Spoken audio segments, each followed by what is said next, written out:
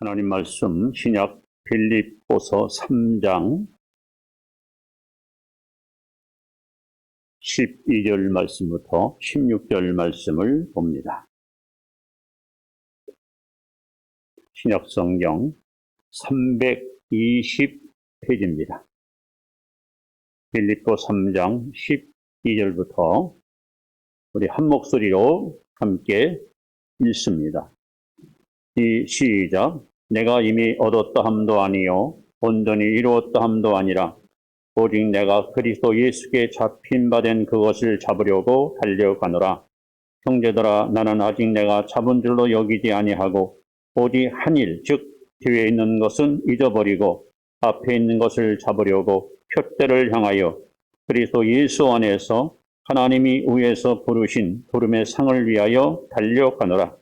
그러나 누구든지 우리 온전히 이룬 자들은 이렇게 생각할지니 만일 어떤 일에 너희가 달리 생각하면 하나님도 이것도 너희에게 나타내시리라. 오직 우리가 어디까지 이르렀던지 그대로 행할 것이라. 아멘. 잘 오셨습니다. 믿음으로 승리하시 바랍니다. 자, 우리 송년주일이거든요. 옆에 분에게 한 해 동안 수고하셨습니다. 한번 인사합시다.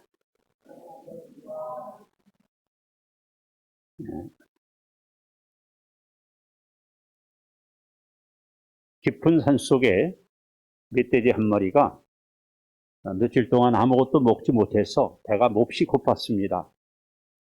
아무래도 민가가 있는 곳으로 내려가야 먹거리가 있을까 싶어서 산을 내려왔습니다. 다리는 후들거리고 배는 너무 고파서 한 걸음 뛰기가 아주 버거운 그런 시간이었습니다. 마침 그 큰 감나무 밑을 지나가는데 감나무 밑에 홍시가 여러 개가 떨어진 것을 발견합니다. 굶주린 멧돼지는 열심히 홍시를 씹어 먹습니다. 이제까지 먹어봤던 음식 중에 최고로 맛있었습니다. 세상에 이렇게 달고 이렇게 맛있는 음식이 있다니 내 생애 오늘 최고의 행복한 날이다. 다 먹고 나서 지친 몸을 이끌고 한잠 푹 잠을 잤습니다. 자, 눈을 떴습니다. 또 배가 고픕니다. 자, 홍시가 도대체 어디서 나왔을까? 이때부터 멧돼지는 열심히 코, 뿔, 다리를 이용해서 땅을 파기 시작합니다. 틀림없이 이 땅 속에 홍시가 묻혔을 것이다. 그렇게 하루 종일 팠지만 홍시는 나오지 않습니다. 이튿날로 또 팠지만 여전히 홍시는 나오지 않습니다. 결국 멧돼지는 한 사흘 동안 굶주리고 홍시를 찾다가 지쳐서 결국은 죽음에 이르게 되는데 그가 죽기 전에 벌렁 누워서 하늘을 쳐다보니까 나무 위에 홍시가 빨갛게 달린 것을 보게 됩니다. 그는 죽으면서 유언을 남깁니다. 멧돼지들이여, 홍시는 땅속에 있지 않고 하늘에 있다. 여러분, 사람을 가리켜서 안드레포스라는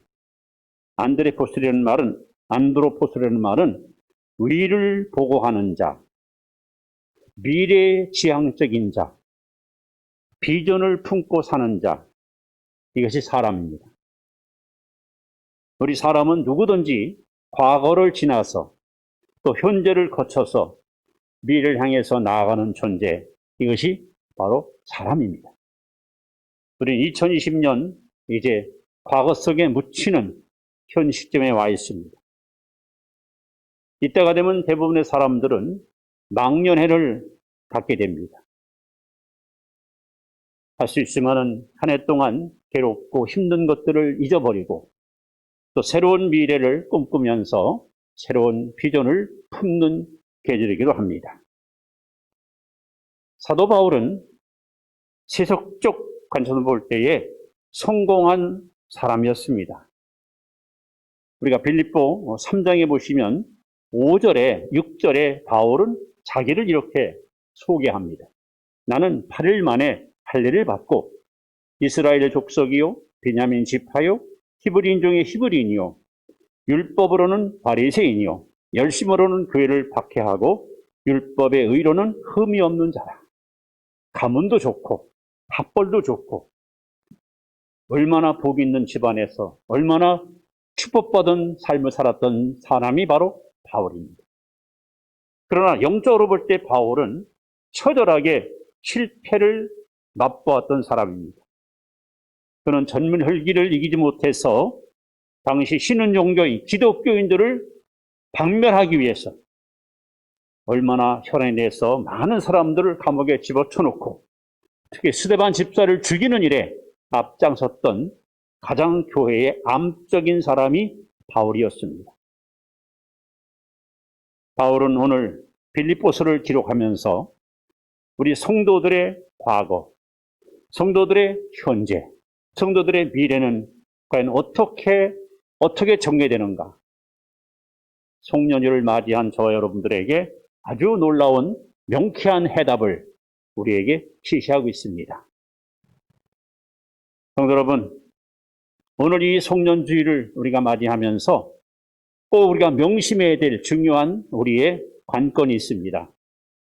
우리가 어떻게 살아야 우리의 남은 여생 하나님 앞에 부끄럼 없는 그야말로 성공적인 또는 행복한 삶을 살 수 있을까?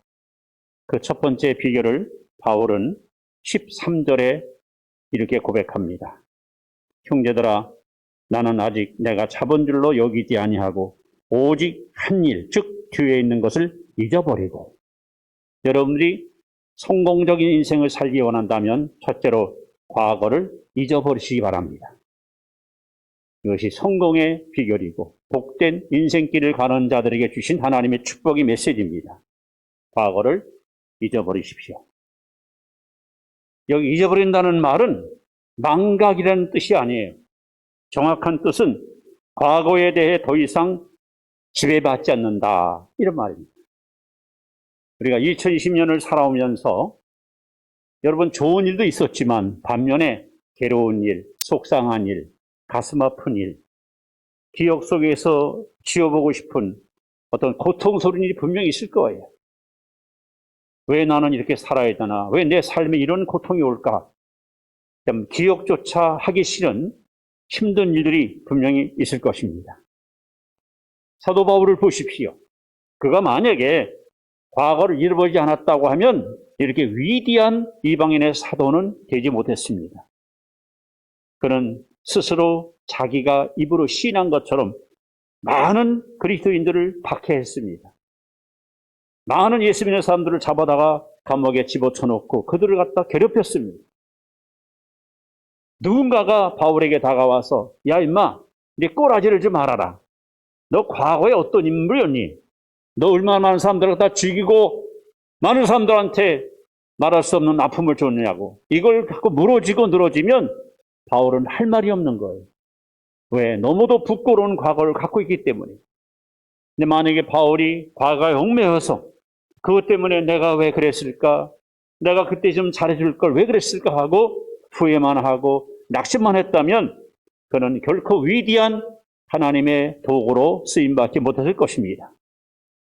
여러분, 우리가 과거에 자꾸 지배를 받고 살게 되면 현재도 힘들고 미래도 불투명한 그런 불확실한 인생을 살 수밖에 없는 것이 우리 인생입니다. 지금부터 제가 소개하는 사람이 누굴까? 여러분 한번 맞춰보시기 바랍니다. 이 사람은 평생을 살면서 27번 실패를 경험했답니다. 27번.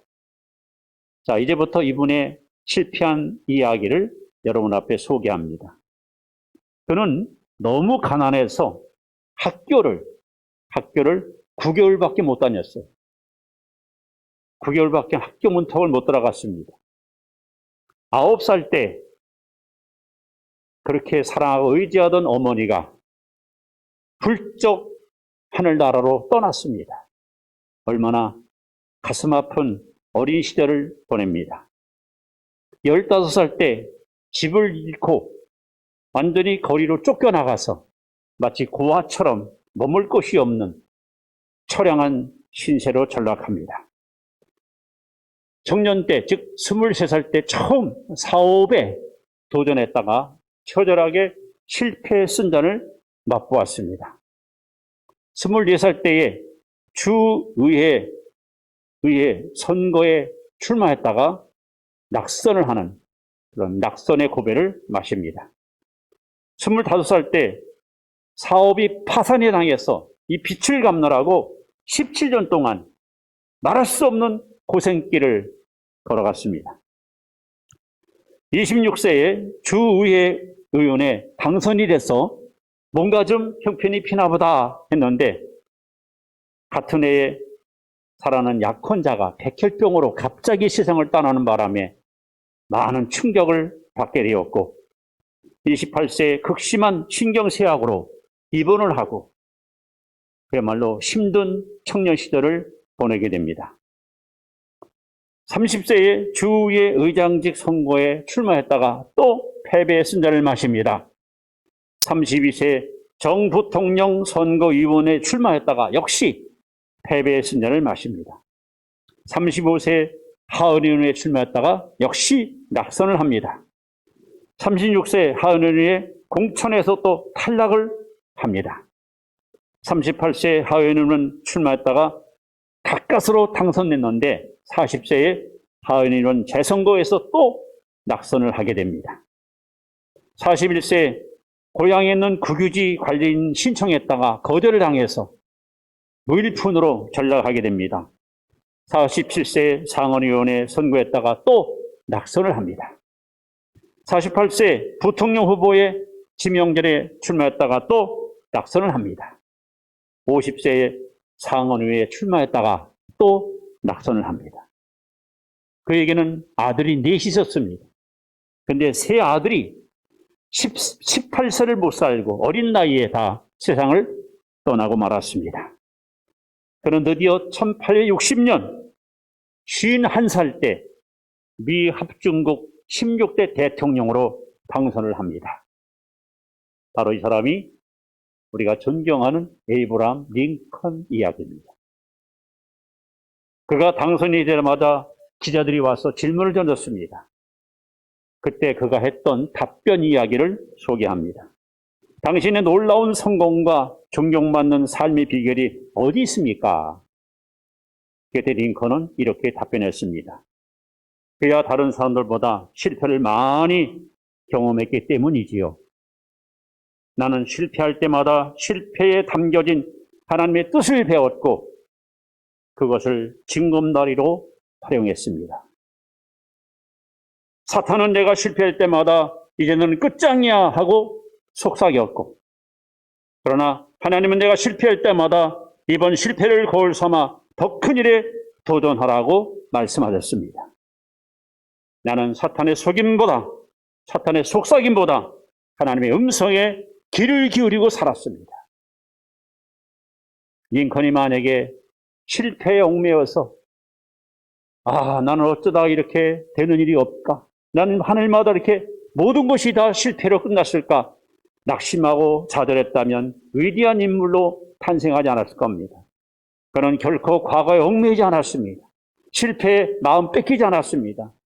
실패를 디디고 일어서서 표대를 향하여 미래를 향하여 저 영광스러운 내일을 향해서 열심히 도전하고 달려갔기 때문에 온 세상이 다 존경하는 위대한 인물로 탄생하게 되었습니다. 여러분, 사도 바울은 분명히 고백합니다.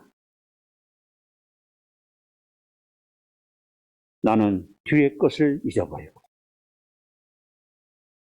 뒤의 것, 과거에 그가 얼마나 하나님 앞에, 교회 앞에 형편없는 회방자, 박해자, 핍박자였습니다.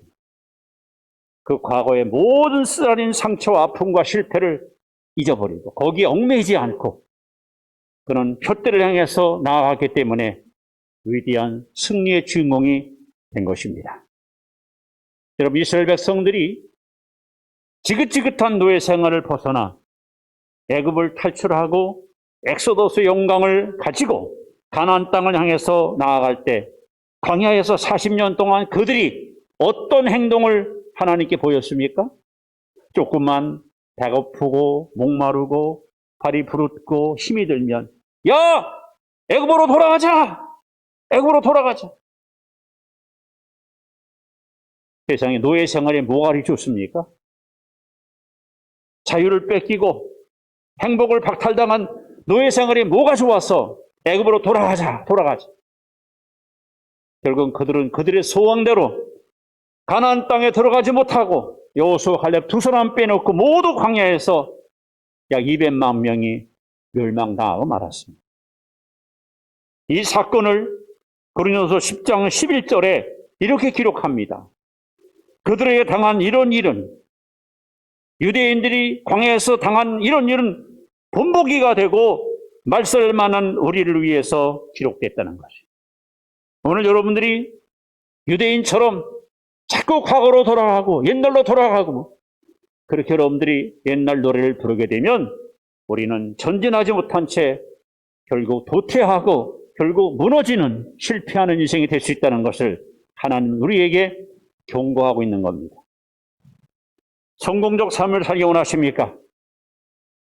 향상하고 전진하고 발전하는 진취적인 인생 되기 원하십니까? 여러분, 과거를 잊어버리십시오. 올 한 해 동안 살아오면서 여러분을 괴롭혔던 그 고통스러운 일들에 얽매이지 마십시오. 이 시간 십자가 앞에 묻어버리십시오. 예수의 보혈피로 깨끗이 씻어버리십시오. 그리고 바울은 두 번째로 14절에 이렇게 고백합니다.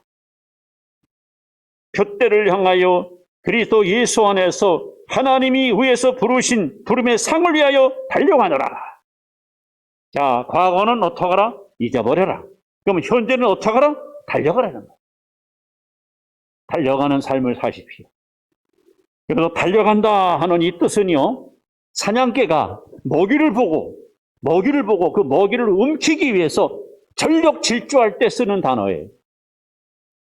금전인 사냥개가 먹이를 발견하면요, 그야말로 미치지 달려가서 먹이를 갖다가 다 잡아먹습니다. 오늘 여러분, 현재 우리의 삶은 서 있거나 돌아보거나 망설이거나 주저앉으면 안 됩니다. 부름의 상을 따라 표대를 향해서 우리는 열심히 절주하는, 열심히 달려가는 이런 열정적인 삶을 살아야 됩니다. 그럼 사도 바울은 왜 그런 열심히 달려갔을까요? 무엇을 향해, 무엇 때문에 열심히 달려갔습니까? 오늘 본문에 본 두 가지 이유 때문에 그런 열심히 달려가는 인생을 살았습니다. 그 첫 번째는 12절에 보시면 내가 이미 얻었다 함도 아니요 온전히 이루었다 함도 아니라 오직 내가 그리스도 예수께 잡힌바된 그것을 잡으려고 달려가노라. 바울이가 뭘 바라보고 달려갔는가? 첫째는 바로 예수님이 원하는 사람이 되기 위해서, 예수님이 원하는 성도가 되기 위해서, 예수님이 원하는 일꾼, 예수님이 원하는 사명자가 되기 위해서 그는 열심히 달려갔습니다. 우리는 바울의 고백을 통해서 깨달아야 할 것입니다. 뭘 깨달을 것인가? 여러분은 현재 여러분의 영적 상태, 여러분의 현재 신앙생활에 만족하십니까? 야, 나는 정말 최선을 다해서 정말 희생과 헌신을 아낌없이 하나님께 쏟아붓고 부끄러움 없는 믿음의 길을 살고 있다고 여러분 자신 있게 말할 수 있습니까? 바울은 거룩한 불만을 늘 가슴에 품고 살았어요. 아직 멀었다. 하나님이 원하는 삶, 남들은 나를 보고 믿음 좋다, 기도 잘한다, 어쩜 저렇게 충성을 잘할까 하고 칭찬하지만 과연 예수님도 그렇게 나를 인정해 줄까? 아니야. 주님이 인정할 때까지, 주님께서 바로 그거야, 내가 원하는 신앙이 바로 그런 신앙이야 하고 하나님께서 그렇게 인정할 때까지 바울은 열심히 달려갔습니다.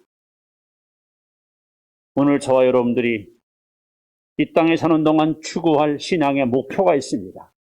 찬송가 가사에 잘 나오죠. 내 모든 소원, 기도의 제목, 예수님 닮기 원합니다. 이것이 여러분과 저의 기도 제목이 되어야 됩니다. 신앙의 목표가 되어야 됩니다. 바울은 절대 머물러 있지 않았습니다. 서 있지 않았습니다. 예수님 닮기 위해서, 예수님과 같은 그런 인격과 영성의 사람이 되기 위해서 그는 잠시도 주저하지 않고 앞만 향해 열심히 달려갔습니다. 바울이 또 달려간 두 번째 이유가 있습니다. 14절에 보시면 표대를 향하여 그리스도 예수 안에서 하나님이 위에서 부르신 부름의 상을 위하여 바울은 달려갔습니다. 성도 여러분, 우리가 왜 하나님께 시간, 몸, 마음, 물질 이것을 아낌없이 드리면서 헌신하고 사십니까? 그것 갖고 어디 가서 여행도 다니고 하고 싶은 일 다 하면 얼마나 여러분 행복하겠습니까? 그러나 우리는 꿈이 있습니다. 우리는 분명한 비전이 있습니다. 주를 위해서 흘린 땀, 주를 위해서 흘린 모든 수고는 결코 헛되지 아니하여 장차 주 앞에 서는 날 주님이 주실 상급, 주님이 주실 면류관, 이거 바라보고 우리는 달려가는 거예요. 그런 기대와 미래에 어떤 희망이 없다면 우리는 열심히 달려갈 이유가 없지요. 마치 올림픽에 출전하는 운동선수들이 4년 동안 피땀 흘리고 열심히 훈련하는 이유가 뭡니까? 올림픽에 출전해서 메달을 따서 국위를 선양하고 제일 높은 시단에 올라가서 참 손을 얹고 태극기 휘날리는 애국가시 장할 때 그 감격, 그래서 백성들부터 박수를 받고 그를 지지하는 모든 사람들한테 진정한 행복을 주기 위해서 그들은 피땀 흘리는 노력을 여러분 열심히 쏟는 것이 아니겠습니까? 사도 바울은 열심히 달려가야 될 저와 여러분을 향해서 그의 경험을 고린도전서 9장 24절에 이렇게 고백합니다. 자, 한번 이 말씀을 한번 같이 보시기 바랍니다. 자, 읽습니다. 시작. 운동장에서 다름질하는 자들이 다 달릴지라도 오직 상을 받는 사람은 한 사람인 줄을 너희가 알지 못하느냐? 너희도 상을 받도록 이와 같이 다름질하라. 100명이 뛰어가건 1000명이 뛰어가건 1등은 하나밖에 없어요. 열심히 달려간 사람만이 결국 승리하고 면류관 쓰고 상급 받습니다. 2020년 동안 여러분 코로나 시대에 열심히 잘 달려왔습니다. 그러나 우리는 여기서 멈추면 안 됩니다. 또 새로운 새해를 향해서 우리는 달려가야 됩니다. 왜? 우리는 아직도 미완성의 인생입니다. 믿음, 인격, 영성 모든 면에서 우리는 주님 닮으려면 아직 멀었어요. 저도 그렇고 여러분 마찬가지입니다. 그래서 사도 바울은 오늘 우리에게 소개하는 빌립보서에 나오는 것처럼 나는 표대를 향해서 상을 보고 달려간다고 고백한 그가 죽기 전에, 순교하기 전에 마지막 기록한 성경이 디모데 후서거든요. 그 후서 4장 7절 8절에 바울은 이렇게 고백합니다. 내가 선한 싸움을 다 싸우고 달려갈 길을 마치고 믿음을 지켰으니 이제 후로는 나를 위해서 의의 면류관이 예비되어 있다. 여러분도 저도 현재 열심히 달려가는, 열심히 질주하는 성도가 되어 바울처럼 내가 이렇게 열심히 달려왔으니 하나님 위에 놓으신 저 면류관이 내 앞에 있다. 그런 기대감을 가지고, 그런 어떤 소망을 가지고 지금도 여러분 열심히 달려왔지만 새해에는 더 열심히 달려가는 승리의 주인공이 되시기를 주 이름으로 축원합니다. 자, 이렇게 성도의 과거는 잊어버리는 것. 성도의 현재는 열심히 목표를 향해서, 표대를 향해서 달려가는 거예요.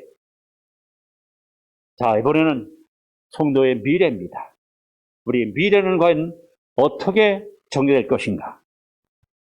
오늘 20절 우리가 읽지 않았습니다만은 20절을 한번 같이 있습니다. 시작. 그러나 우리의 시민권은 하늘에 있는지라 거기로부터 구원하는 자 곧 주 예수 그리스도를 기다리는.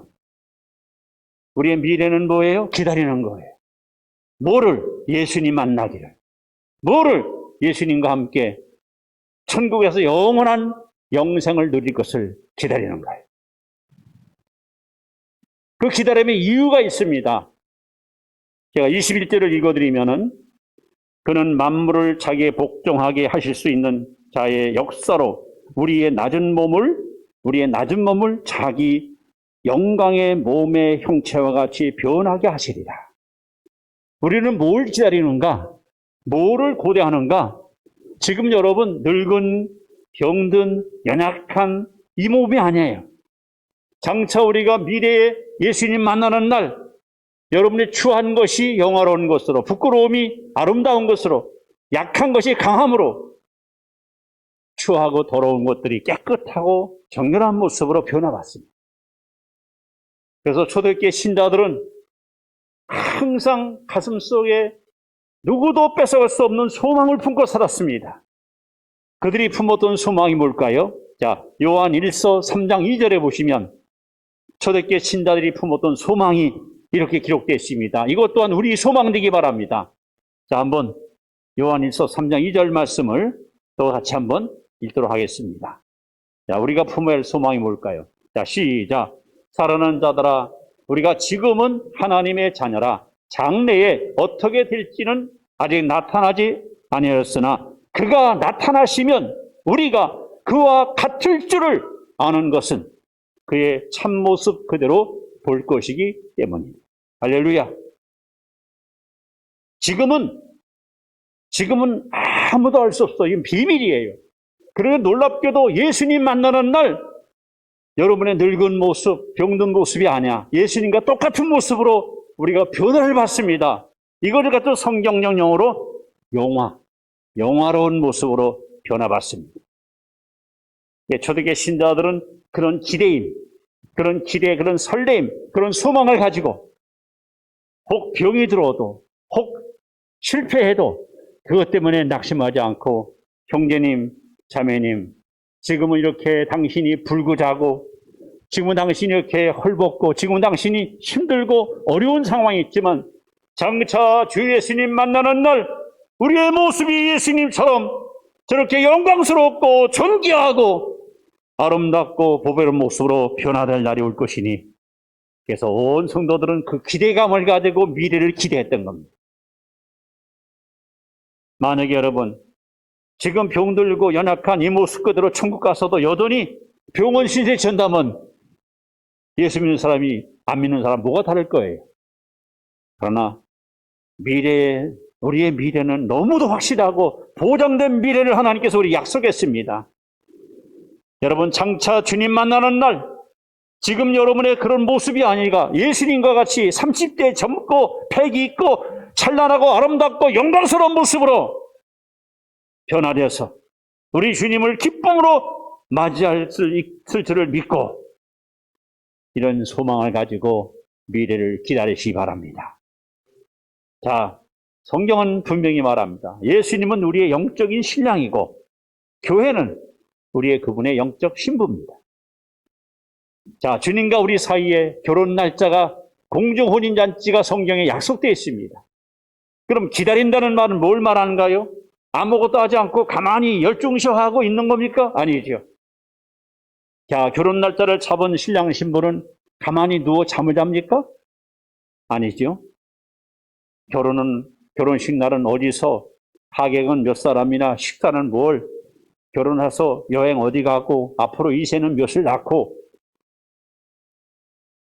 앞으로 부모님들 어떻게 섬기고 여러분 결혼 날짜 잡은 신혼 부부가 될 사람들은요 더 큰 야무진 꿈과 희망을 가지고 미래를 착실하게 준비하지 않습니까? 스피노자가 한 유명한 말이 있죠. 지구의 종말이 올지라도 한 그루 사과나무를 심겠다고. 우리 그리스도인들은 가만히 앉아서 기다리는 것이 아니에요. 부지런히 열심히 깨어 믿음으로 살다가 주님 만날 때 조금 더 부끄러움 없이 당당하게 주를 맞이하기 위해서 그런 기다리는 삶을 살아야 되는 겁니다. 여러분, 송년 주일입니다. 2020년 이제는 우리 생에 다시는 오지 않습니다. 우리는 과거를 지나 현재를 거쳐 미래로 나아가는 그야말로 앞을 바라보고 위를 바라보고 미래지향적인 존재가 바로 인간입니다. 한 해 동안 여러분 수고하셨습니다. 그러나 우리는 여기서 멈추면 안 됩니다. 달려가야 됩니다. 그리고 저 영광의 주님 만날 그날을 기다리면서 기대하면서 우리는 믿음의 길을 끝까지 완주해야 됩니다. 이제 결론적으로 빌립보 1장 6절 말씀을 마지막 소개하면서 오늘 메시지를 마무리하려고 합니다. 빌립보 1장 6절 말씀을 한번 다 같이 읽으면서 하나님 앞에 정말 여러분 감사하는 마음을 이 시간 가득 담아갈 수 있기를 기대합니다. 같이 읽습니다. 시작. 너희 안에서 착한 일을 시작하시니가 그리스도 예수의 날까지 이루실 줄을 우리는 확신합니다. 우리 하나님은 용두삼위의 분이 아니에요. 뭘 하다가 에이 그만두자. 뭘 하다가 포기하고 뭐 하다가 안 되겠다 하고 슬며시 꼬리를 빼는 그런 무능한 분이 아니에요. 우리 안에 착한 일을 시작하신 하나님, 여러분을 찾아와서 우리를 불러주시고 구원시킨 하나님은 예수님 오시는 그날까지 당신이 의도하고 당신이 작정하고 당신이 꿈꾸는 위대한 성숙한 모습으로 여러분과 저를 만들어 가십니다. 왜요? 그래야 하나님이 여러분을 보고 내가 너를 내 자녀 삼길 참 잘했다. 너는 나의 보배요, 넌 나의 기쁨이요, 넌 나의 면류관이라고 여러분 자랑거리가 될 거 아니에요? 우리가 잘못되면은 결국 누구에게 여러분 누가 됩니까? 하나님 영광이 여러분 땅에 떨어지지 않습니까? 하나님은 하나님 자신의 명예와 영광을 위해서라도 절대 여러분들을 현재 이 모습 이대로 놔두지 않습니다. 반드시 주님이 원하는 사람으로 만들어서 다듬어서 잘 가꾸어서 어디내라도 자랑스러운 예수 닮은 하나님의 사람으로 우리를 세워 가실 것입니다. 이것이 성경이 주는 가장 위대한 약속의 말씀입니다. 너희 안에 착한 일을 시작하시니까 그래서 예수의 날까지 이룰 줄을 확신한다. 그러므로 우리는 순간순간 주님께 여러분의 삶을 맡기고 내 주여 뜻대로 행하시옵소서, 내 주여 뜻대로 쓰시옵소서. 그분께 여러분들을 다 드리면 주님이 여러분들을 붙들어서 주님이 원하는 사람으로 우리를 반드시 잘 가꾸어 정말 하나님 앞에 영광스럽고 많은 사람들의 칭찬받고 여러분 자신에게는 자부심, 긍지, 어떤 야 내가 이런 사람이었구나 하는 그런 어떤 엄청난 자존감을 갖고 살도록 우리를 하나님이 그렇게 이끌어 가실 것입니다. 우리 모두 과거는 어떡하자? 잊어버렸어요. 더 이상 얽매이지 마세요. 링컨처럼 바울처럼. 현재는 어떡하자? 달려가십시오. 뭐를? 예수 닮기를 원해서. 표대를 향해서. 미래는 어떡하자고요? 기다리십시오. 예수님 오시는 날 우리는 그분과 같이 너무도 엄청나고 영광스러운 모습으로 변화돼서 저 영광의 나라에 들어가 예수 그리스도와 더불어 영원토록 영생을 누리게 될 것입니다.